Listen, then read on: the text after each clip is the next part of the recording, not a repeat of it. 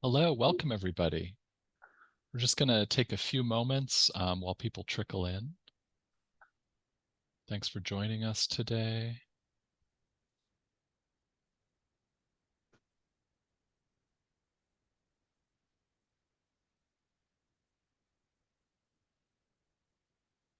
Just watching those attendee numbers creep up while we wait just a moment to get started here.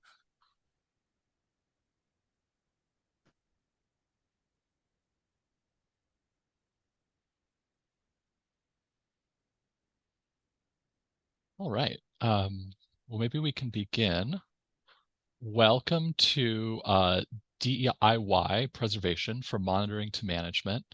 My name is Greg Stewart. I'm the Education Programs Manager at the Conservation Center for Art and Historic Artifacts, or CCAHA as we're called, and I use he and they pronouns.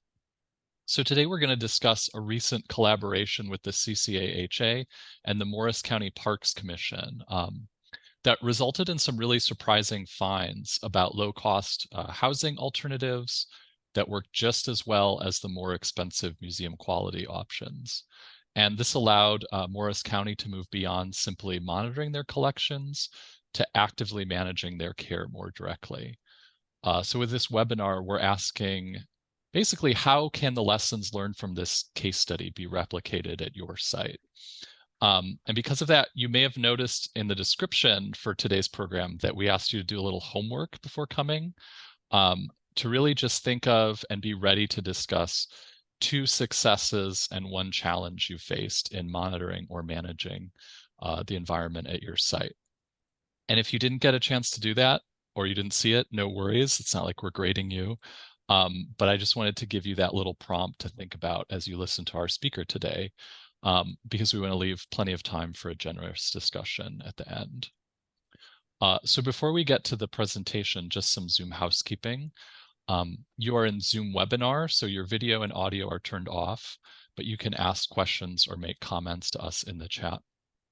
This program is auto closed captioned in English, and you can turn on subtitles with the little CC button in your Zoom toolbar. And while I'm on the subject of accessibility, I wanted to take this time to announce that starting with our next Zoom webinar, we're going to be able to offer language access as well. So as long as you give us a week's advance notice when you register, you can hear our webinars theoretically in any other language other than English, somewhat subject to the availability of the interpreters.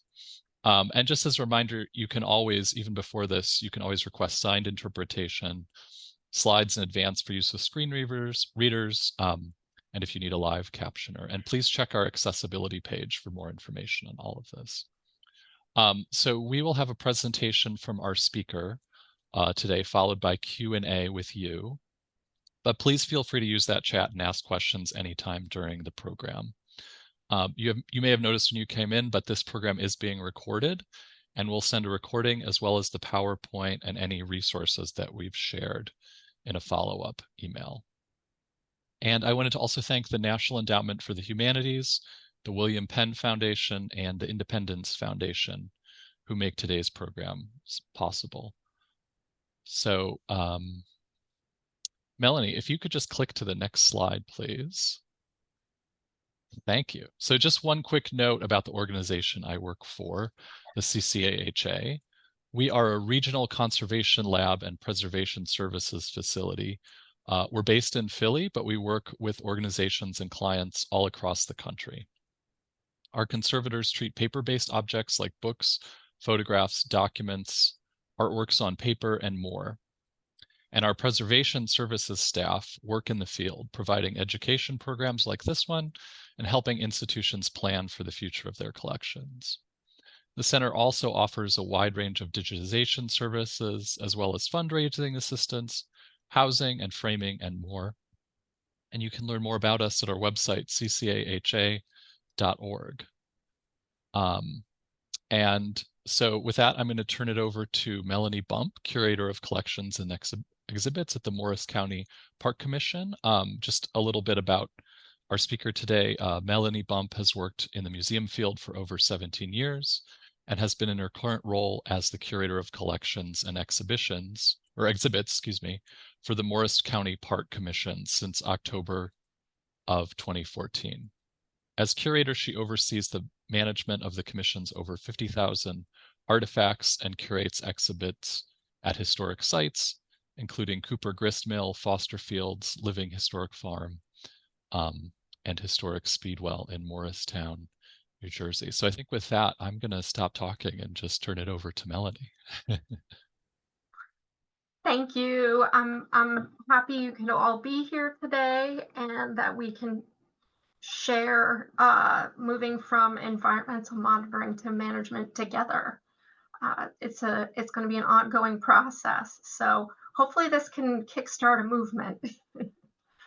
So I want to, in order to get us started, I'd like to know a little bit about you, and I'm going to ask for a little participation, and I'm going to open up a poll here just so I can know who I'm talking to. So I have a couple of questions, and these are different questions that are about your environmental monitoring experience.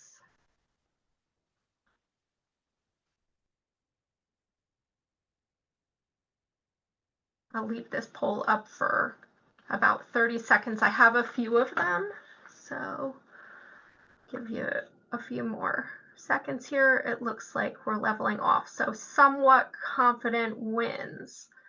That was me too.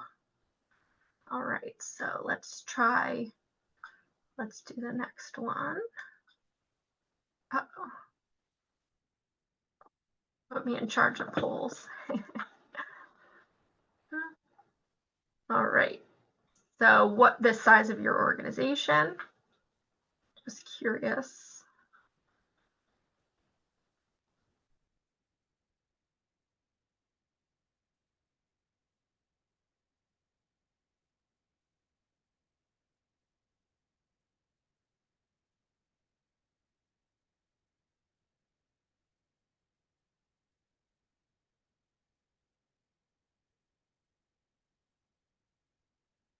About 40%.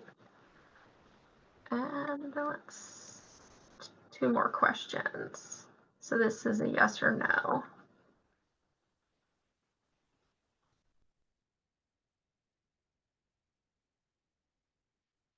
One.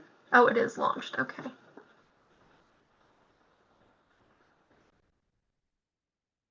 I'm not seeing the results here.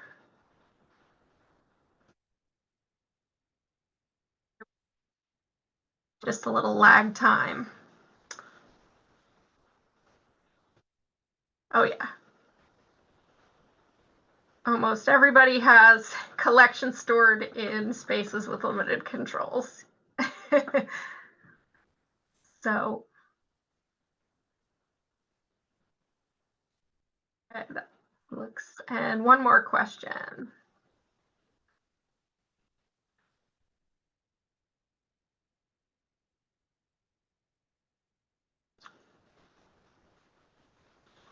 So we had a question about your confidence in monitoring, and now this is being able to do something with that information to actually improve conditions.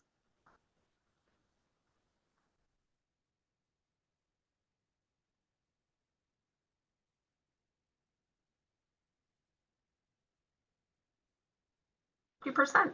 Very good. Somewhat confident. All right, so that gives me a little bit of understanding.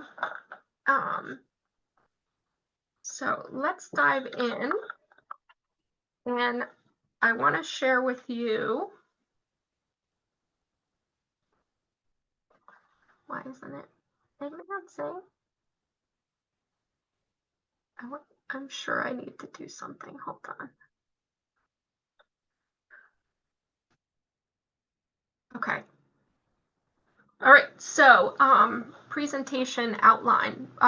Because of the format I wanted to explain, I'm going to do upfront what our project was that took us from our environmental monitoring program to a management program. And then I want to be able to hear a little bit from you and open up a discussion in the chat. So I want to try to get through the slides quickly, or as quick as I can, and so we can have a little bit of a discussion, because I think that I think there's value in hearing what your struggles are and in what different ideas you've had to overcome them, or if you have some ideas coming out of this presentation, hopefully that's the case.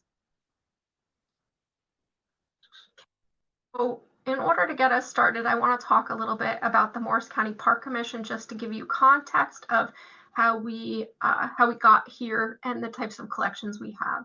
So the Morris County Park Commission is a park system.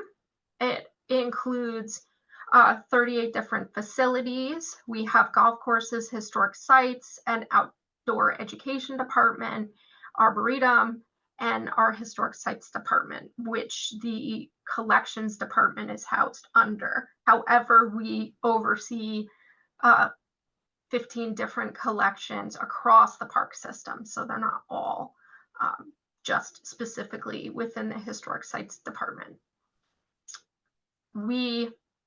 Our collection, I like to describe our collection as an encyclopedic collection hiding in a park system.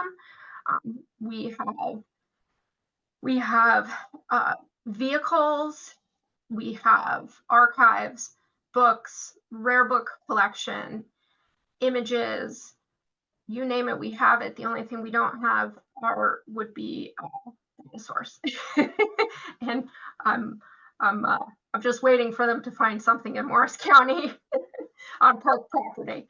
So not a wish I have, but we have our collections hiding throughout the park system across a variety of different buildings. A lot of them, and the primary focus of this project, was within our historic structures. So we have 18 different buildings that house our collections, and none of them have been purpose-built for collections. So we've been adapting them for the use of collections. And that was really what we needed to look at.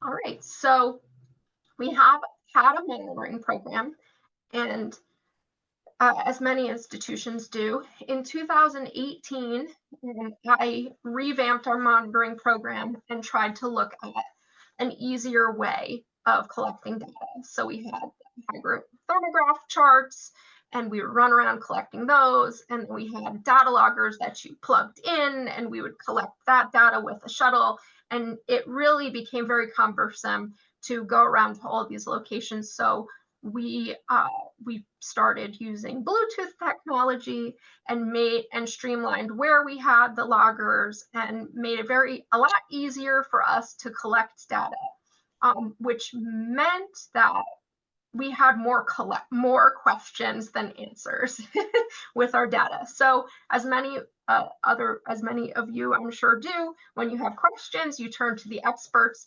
And we attended a webinar that was put on by the Image Permanence Institute on how to monitor and improve environments. And at the time, we said, we don't have it primarily focused on HVAC, which we were not dealing with HVAC. So we said, well, what do you do in the case when you can't adjust a thermostat? And they said, well, funny you mention that, because that's something we'd like to study.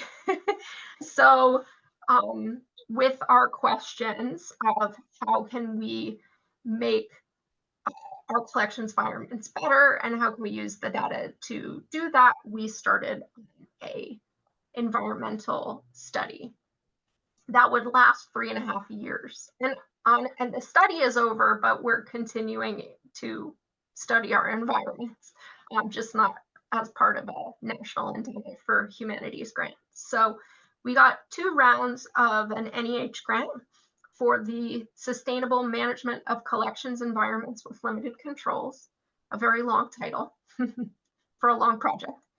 So we broke it into 2 phases. The first phase being a baseline study of our collections environments.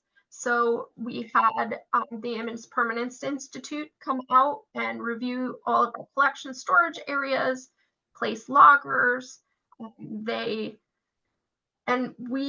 took a look at what measures we had in place and whether or not they were actually making a difference.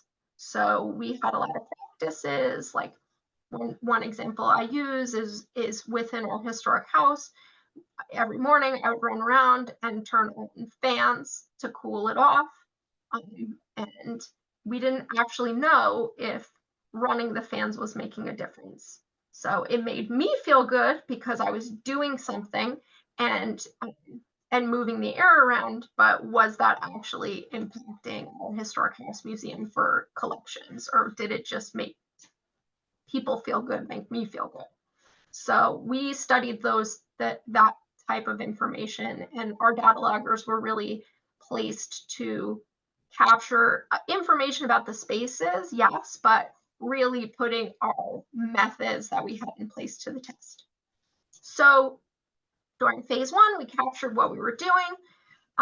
At the end of phase 1, we analyzed the information and determined what was working, what wasn't working, and we took what was working and we developed experimentation that was part of phase 2. So phase 2 was really, we took our spaces and turned them into learning labs and tested new strategies and got creative. So as part of phase 2, because of how labor intensive it was going to be, we had a project intern that helped us with that part, with setting up experimentation. So this project wouldn't have been possible without all of our partners. So it was a project team of 7 people that made this happen. And it happened to be during phase 1, while we were working on the environmental study, we had contracted with CCAHA to create a paper-based preservation assessment and then later a preservation plan for us. So while these projects were simultaneously happening, we were sharing information, and during phase 2, we formally brought CCHA on board with taking what we learned about our spaces and turning them into long-term manageable goals, and incorporated them within our preservation plan. And I think that was wildly successful. So we had these 2 reports working together, not working against each other. Sometimes that can happen. So why did we do this? Well, within our historic structures, we knew that the answer for the best collections care is a purpose-based facility with HVAC and a perfect collections environment. Well, within our historic structures and really within some of our other structures, it's not a reality that we can always control the environment to that level. Even some of our historic structures that do have HVAC that's been adapted to the historic structure, it's still not quite right. So we knew that we needed real solutions that worked within the conditions that we already had. And not to mention that a lot of resources, money, and fossil fuels go into maintaining these systems that we don't really know whether they're working or not. So approaching it and studying what alternatives to HVAC was really the goal of our project. And at the time, there really wasn't a lot of information that existed on this. So we came up with the study because we had to answer our own questions with the help of all of our partners. We were in good hands. So what did we do? Well, as part of phase one, we did a baseline of all of our spaces. So that included having the consultants come out, review our spaces. We provided floor plans, system overviews when systems existed. We also included what spaces would get a wall AC, what heating systems were in place, what spaces had nothing at all. And then we placed the monitors, started collecting the data, and we used a software to analyze the data for us that was wildly helpful.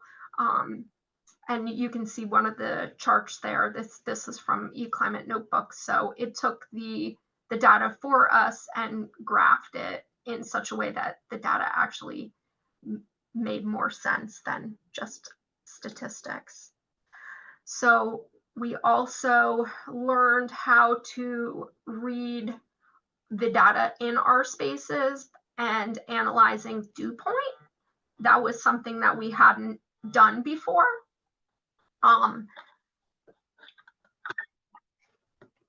So we also determined the success of a measure based on dew points. So if we were able to separate dew point inside from outside and not follow along perfectly, that meant that the measures inside were making a difference. We also, the different methods, so separate from collecting a baseline of our spaces and getting a better understanding of the spaces that contained collections, we tested different methods. So we tested passive measures, and then we tested mechanical measures.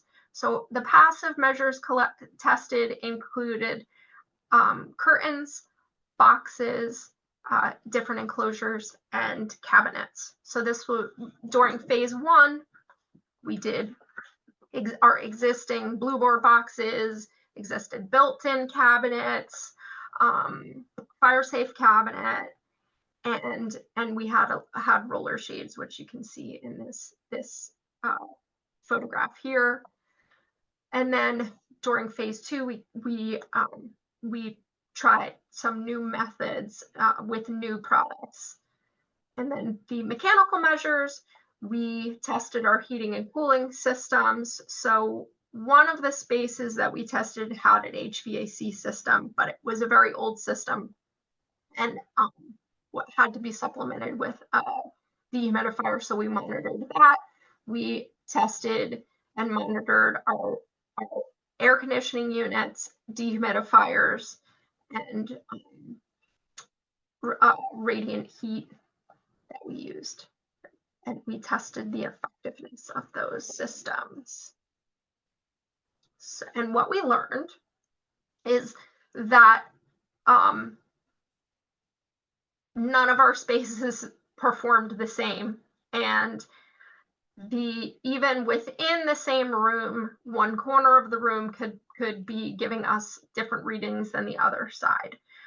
Therefore, we never found a one size fits all solution. So we really needed to rethink the way that we thought about our spaces to test a strategy and then monitor the strategy to see if it was working. So just because something worked in one room didn't mean that it wouldn't work in another room, but we needed to be sure. We couldn't just set it and forget it and say, oh, well, it worked over here, so it's obviously going to work over there, which is one of the reasons I'm presenting this information as an example of something that worked for us, but you need to know your spaces because just because it worked for us doesn't mean it's going to work for you. So one of the biggest successes of this whole project was our passive measures. They actually outperformed a lot of the mechanical measures, which was a big surprise. So during phase one, our star performer was our fire safe cabinet. So this fire safe cabinet was in an archives room that was served by a wall air conditioner and radiant heat, and that was it. No dehumidifier, nothing. So the archives room itself would show great fluctuations in temperature and humidity, while when we put a monitor inside the fire safe cabinet, the fire safe cabinet held relative humidity in a flat line. So seeing that the buffering capabilities of that too, we really knew that was something that we would test further during phase 2. And our mechanical measures, they really didn't perform the way that we expected them to, based on the maintenance and the age, and also the building envelope. So a lot of leaky windows. So air conditioner running in a space, and a dehumidifier running in a space didn't perform as well as we expected. So the biggest key successes of the whole project were something that has been popular in Europe for years. It's called conservation heating. So during phase 1, we saw during the fall swing season, our relative humidity and our moisture loads would go through the roof because temperatures outside would drop, and they weren't catching up. The temperatures were dropping and the humidity was staying high. So because of the inverse relationship between temperature and humidity, we tested conservation heating. So this is a mild heating, starting, and we gauged it by dew point, not saying, oh, it's October 1st or whatever, because October 1st this year could be very different than October 1st next year. So we waited for our outside conditions to be set at 45 degrees in dew point, and then we set our thermostats within our historic structures to 70. So mild heating. And the previous years, which had shown a mold risk during this period, the mold risk was completely eliminated. Now it had been a warmer season, so it is possible that there were some outside environmental contributing factors, but the dew point from year to year outside had been the same. So we tested it for the first time last year. So as we going into this fall, we'll be able to see, we'll be able to replicate that. And that was a huge finding for us, to be able to eliminate a mold risk, because that's one of our #1 concerns. So, and you can see in the chart here, in the willows, that chart graphs mold risk for the space. And so that chart shows 3 years of data, and you can see that mold germination rate and how different it was in the previous year. So, as I had mentioned in the previous slide, our fire safe cabinet was our star performer during phase 1. So using the buffering and insulation capabilities of that design, we purchased a museum grade cabinet as the best solution, and then we, as a more expensive solution, I should say. And then we retrofitted existing cabinets to see if we could recreate the buffering capabilities of the fire safe cabinet on a budget within some of our built-in cabinets, because a lot of historic houses have built-ins. So we have cabinets hiding everywhere that we can retrofit.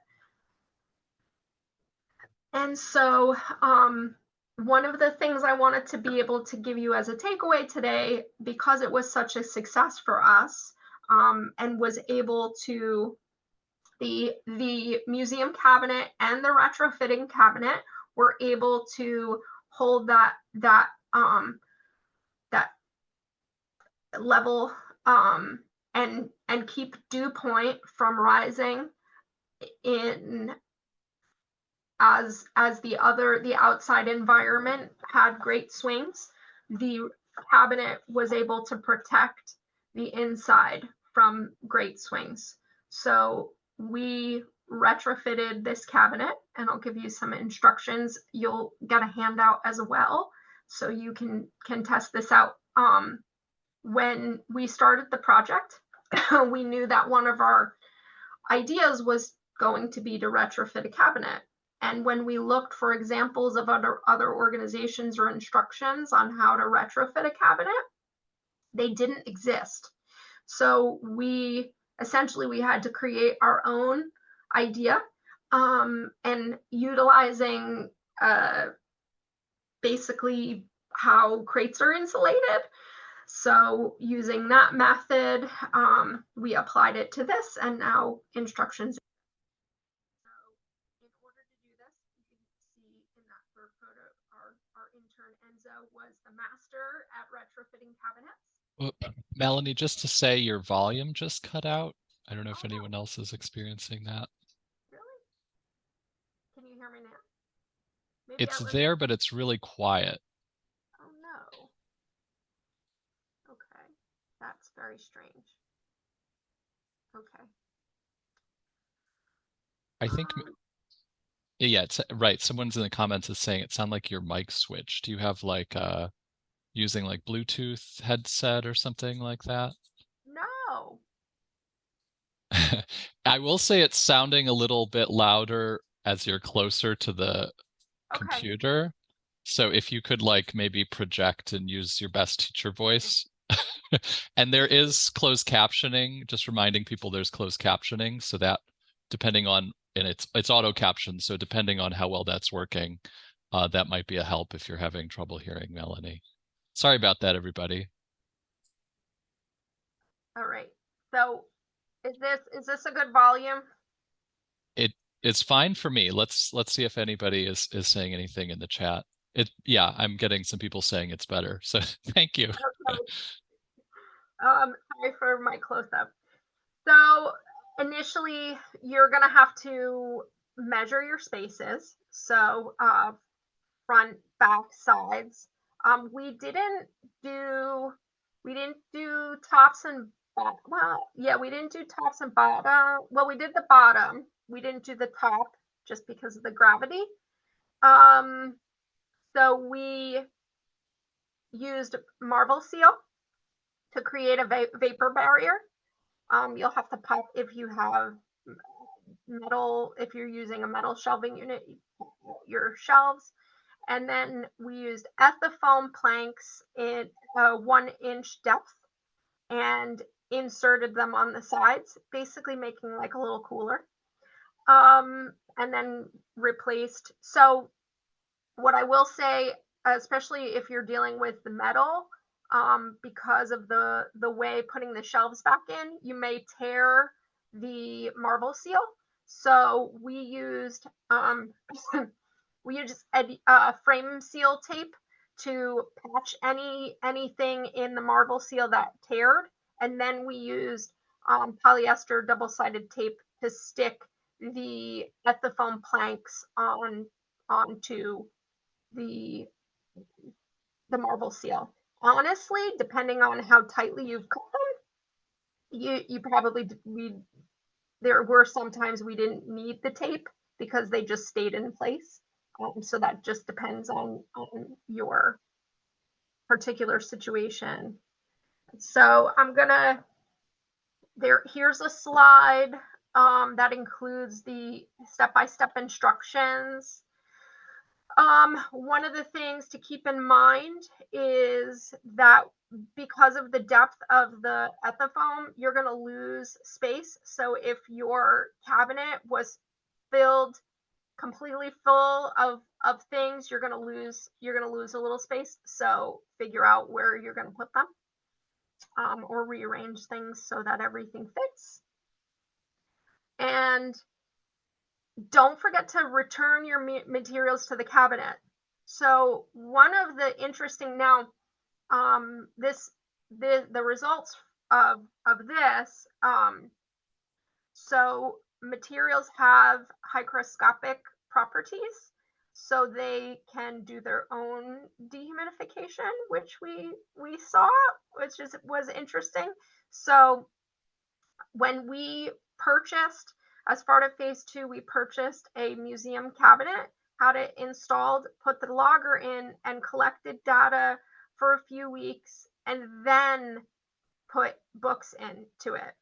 And the books, after a couple of days, the temperature and humidity and the dew point in the cabinet flatlined and wasn't going up and down as it had been when it was empty. So that was really interesting. We didn't do that on purpose, but it demonstrated fill your cabinets, because it helps to help maintain the environment within.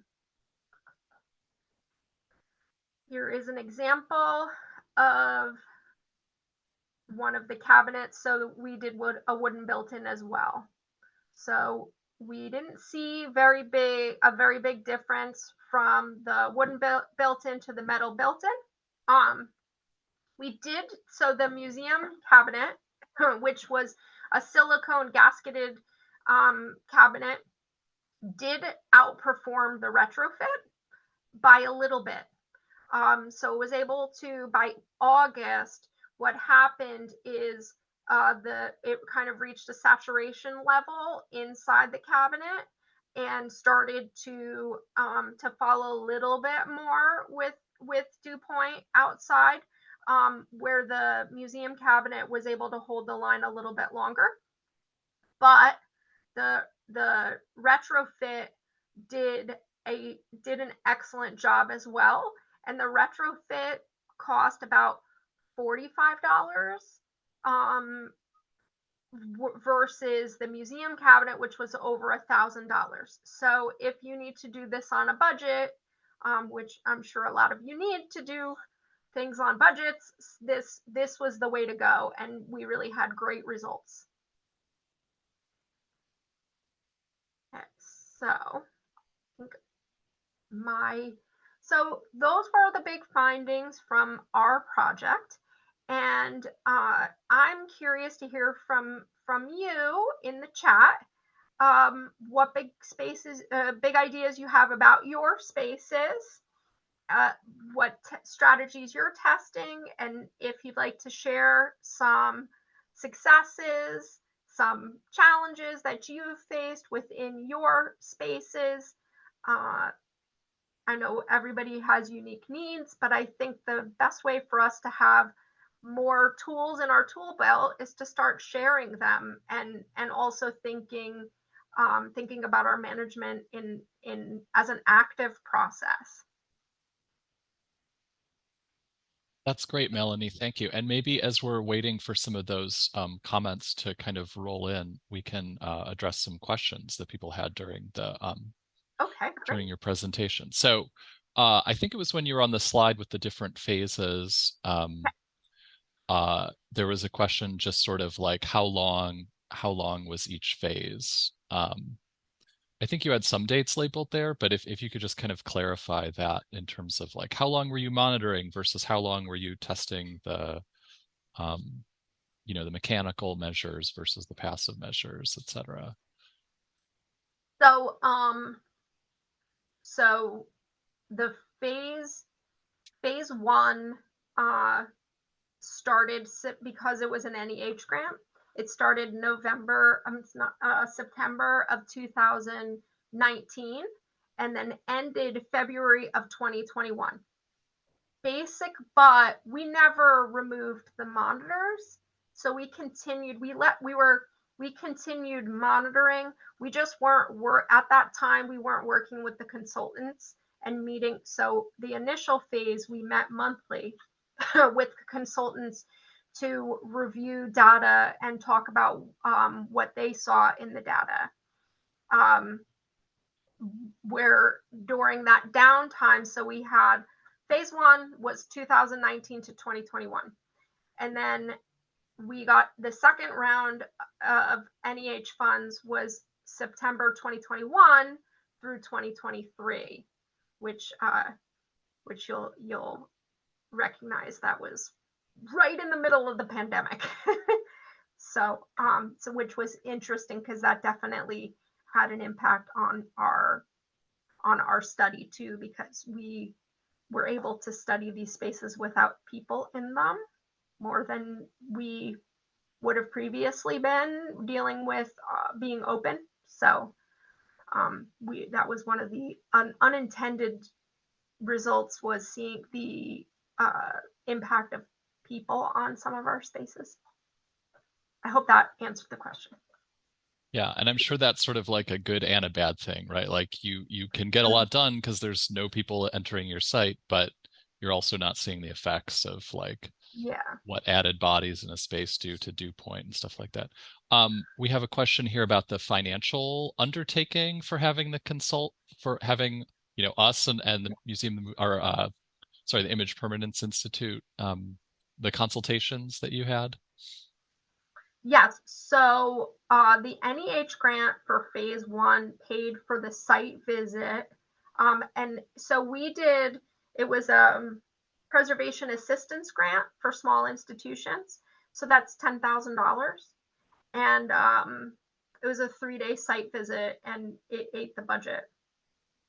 So, and then phase two, we were able to switch to doing some virtual meetings, which helped because we wanted to use that our $10,000 for the second round to be able to buy equipment. Awesome, thank you. I'm just kind of looking through some of the comments here. You're getting a lot of people saying how helpful this was. Did you apply Marvel Seal and Ethafoam to the cabinet doors too, or was it just the internal housing? So on the metal cabinet, it had a bar crossing it to open it, so we couldn't. But on the wooden cabinet, we did, but we had trouble. It kept falling off. So honestly, I think you can, but we never did. So we didn't do Marvel Seal on the wooden cabinet on the inside of the door. We just did we just stuck an Ethafoam plank on the door, and the tape wasn't holding properly. So we definitely, our intern helped us a lot with troubleshooting a lot of setup stuff. Just sort of looking through the questions now. Oh, here's one. I think you oh no, maybe we talked about this when we did the run through. Did running the fans make any difference for the collection? No, it didn't at all. So after phase one, we discontinued. Yeah, that was interesting to me. Yes, so because the fan is moving air, that makes you feel as if the space is getting cooled down, but it actually had no impact on temperature and humidity, which is what we look at and the dew point for our collections. Now, having the air circulating, that, obviously we can't present those results because that didn't have an impact on temperature and humidity, but there are some benefits to having circulating air. But the amount of work that went in running around and turning on and off those fans, we just maintained it for people comfort. So if we had a visitor, if we knew visitors were coming in, then we turned them on, but we didn't just randomly turn them on daily when we knew there weren't visitors. I want to make sure I get to some of the comments that people are leaving kind of about their spaces, so we can share that. Oh, good. Yeah. This one I think is great because it's a question and a little bit more about a site. So Patricia is saying our university archives are housed in a 50-year-old 13-story building with only 2 HVAC zones, one for 2 underground levels, IT and computers, and 1 zone for 11 stories above ground. even though the university administration realizes the HVAC issues, they refuse to fund any improvements. We have been monitoring conditions, but are trying to figure out how to level out the temperature and relative humidity seasonal swings when we cannot control HVAC settings for an 11-story zone. Any thoughts? And maybe this could Well, be, and I used to work at a university museum where we had the same kind of thing. We were in another building, and it took a lot to convince the university administrators that we needed some special help, I think. so we our HVAC that was included in this study is at the Haggerty Center, and we have our rare book collection stored in the library. And one HVAC and one thermostat serves the whole thing. And so the location of the thermostat is in a classroom that is freezing cold.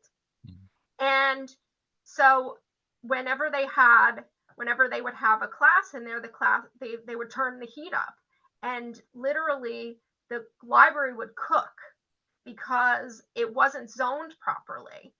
And so we were in discussions about the importance of a well-placed thermostat and making sure that there's thermostats feeding certain parts of the system. Because we were having such issues, we had to compromise. So it was a little bit warmer in the library and a little bit colder in the classroom. But we're getting a new HVAC system in place, and with the recommendations from the study, they'll be able to make sure that the library is served separately. But in this case, we have a lot of systems that are served by HVAC, but I should say the building is served by HVAC, but the spaces are not necessarily served well. So we've ended up with supplemental. So at Haggerty, we have to supplement by running a dehumidifier in this space. So, and we even have one of our other spaces has a wall split unit that serves as heat and cooling in a closet that's in a building with HVAC, but it's not serving the closet. So we have all of these. We're patching, unfortunately, instead of just doing it right. We wish they had done it right the first time, but they didn't. So building plans, if you are going to redo your HVAC, making sure that there's collection staff at those discussions and that somebody with preservation knowledge is part of those discussions. And in the meantime, being able to supplement and monitor and test and show what's going on in your spaces as a result of them not updating and having the correct system in place in the building are key. So many great questions are coming through. And okay, so here's one. My museum is also part of the park system, and I rely on the support and assistance of the city maintenance crew. Do you as well? And do you have any recommendations? Whoops, sorry, the chat is being it's moving around here. Sorry about that. Do you have that as well? Do you have any recommendations for how best to work with them? I think this is kind of what we were getting into a little bit before, Melanie. I struggle with mobilizing them to prioritize museum projects.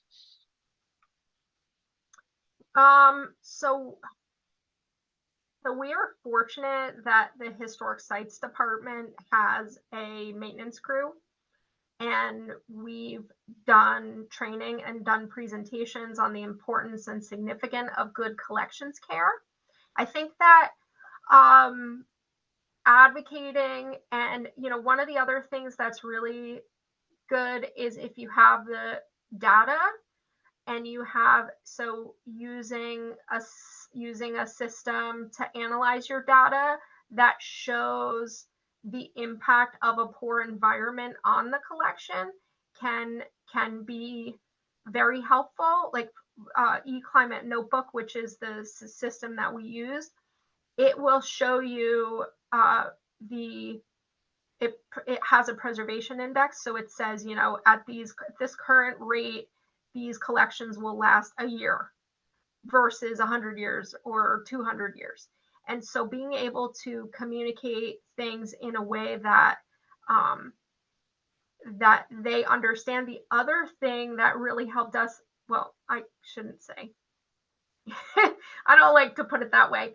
We had we had 2 mold outbreaks as a result of poor environmental conditions. And so because of the mold remediation that had to happen, and because we complained a lot and people saw the impact, it helped people to understand the importance of our work. So seeing, not that anybody wants to have a mold outbreak, but being able to put it into terms that they understand. And the other thing, Eclimate Notebook will tell you, if you're in your current conditions, you could have a mold outbreak. So be dramatic. Yeah, People and respond Melanie, to I hate to say it, I'm sure this resonates with a lot of people on this call, because sometimes it does take that. A lot of times we find it takes that, you know, that catastrophe to get people to pay attention when, you know, that. if you're Yep. doing the work in the first place. Yep. Oh, here's one. I kind of had this question a little bit too, because I was thinking about how much you were sort of, obviously, to retrofit a cabinet, it has to be open a lot more. So do you have data on changes in relative humidity and temperature in a cabinet when it was opened, you know, especially to like access objects and things like that? No. So no. Um, we we're currently retrofitting another cabinet, and we collected data before the retrofit, but we never collected data with the door open. And honestly, it wouldn't have made, you know, because one of the things that's nice is you don't need like 2 years of data. We could just leave the door open for a weekend and see if it made a difference. But that's an interesting thought, because there are a lot of so an open cabinet is a lot like an open shelving unit, and we did have a logger that was set on an open shelving unit. It obviously wasn't retrofitted. I don't know how much of an impact that would have, but it would be interesting to study. I have a long list of things I want to study. I'll add that. Yeah.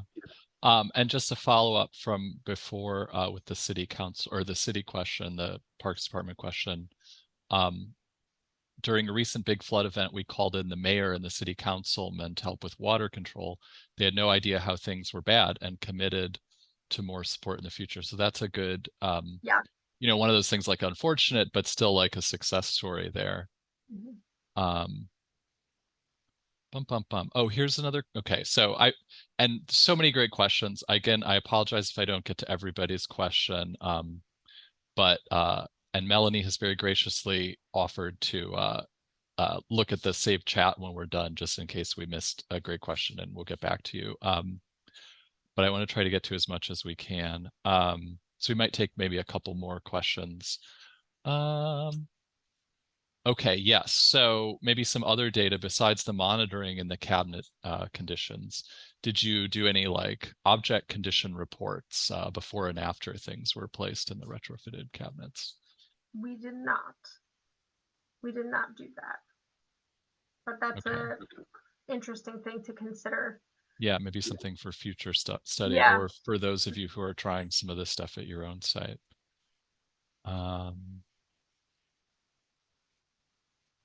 And let's see here. Yeah, and again, I think we're having some people who are like, hey, like fans in my site help to prevent mold. So it probably just really depends on your site, your geography, your, all of that stuff. So, Well, it right. depends. It also depends on what result you're looking for. So and that's where what is the point of your intervention. So if the point of your fan is to lower temperature and humidity in your space, it's not going to do it. If the point of your fan is that that you have a risk of mold and you don't want dust to settle, so you run the fan, then it's each intervention has its own parameters. So I'm not saying that fans can't be helpful, and then there are certain spaces that I do run a fan for that very exact reason, but it is not the point of our study. Was impacting dew point and temperature and humidity, and the fan didn't do it. Hmm. Yeah, thank you. It's Yep. great to have that sort of nuance. So here's another just kind of case study example in the comments. Our collection storage is located in a brand new building that does have designated HVAC system. What are your recommendations for controlling relative humidity when we can only control temperature in this space? We are located in Oklahoma, where summers are frequently 100 plus degrees and 60 to 80% humidity. You might need to supplement with a dehumidifier. I know that seems crazy. It seems a little extra, um, but it also depends on how open your floor plan is. Um, if you're talking about a big space, so some of our spaces we had the split air conditioner heating unit, and then we had a dehumidifier supplementing to keep our relative humidity down. Thank you for that. I think, like I say, so many great questions and comments in the chat. I think maybe I'll kind of look here for one more because I'm conscious of everybody's time. Um, oh yeah, maybe we can have a question about the data aspect of this. What was the best, most effective way to store the collected data for later use? Um, so so we keep it in Eclimate Notebook. So Eclimate Notebook, you can go in and you can look at a space, and it has all the information right there for you by every location. So when we downloaded the data, it it lives on our computer it as files, but in the old days we would pull up the files and manually go in and analyze it, but now we just all the information is now being analyzed in eClimate Notebook. Thank you. I think maybe that will be a wrap for today. But like we said, Melanie is super happy to answer any questions that come up from the chat. I'm And going to drop my email in the chat yes. too, because I forgot a slide with my contact. Oh, I forgot. I have another slide here that is resources. Oh, yes. Let me, and if you want, hold on, computer's not happy with me. Okay, so if you want a screenshot, and we have this is going to be handout. We Yeah. turned So, this into a handout. right. So this will be sent out, I believe, tomorrow, and it will also live on the page for this webinar afterwards. So you can always come back and access it. Yeah, well, thank you so much, Melly. This was so great, such a rich conversation.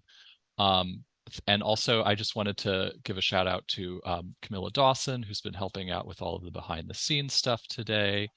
Um, and again, I want to thank the National Endowment for Humanities, the William Penn Foundation, and the Independence Foundation. And thanks to all of you for showing up today and for such great questions and you know, sharing your own challenges and opportunities at your institutions. So our next webinar will be What Are We Doing? Wet Treatment in Conservation. You always have to do the puns here. With our own conservators on staff, Nyla Bird and Joanna Hurd. This will be on September 21st at noon. We hope to see you there. And when this program ends, you're going to get a little survey that will pop up after the window closes. And we would just kindly ask you to fill that out to let us know how we're doing. Thank you so much, everybody. Have a lovely afternoon. Thank you. Bye-bye.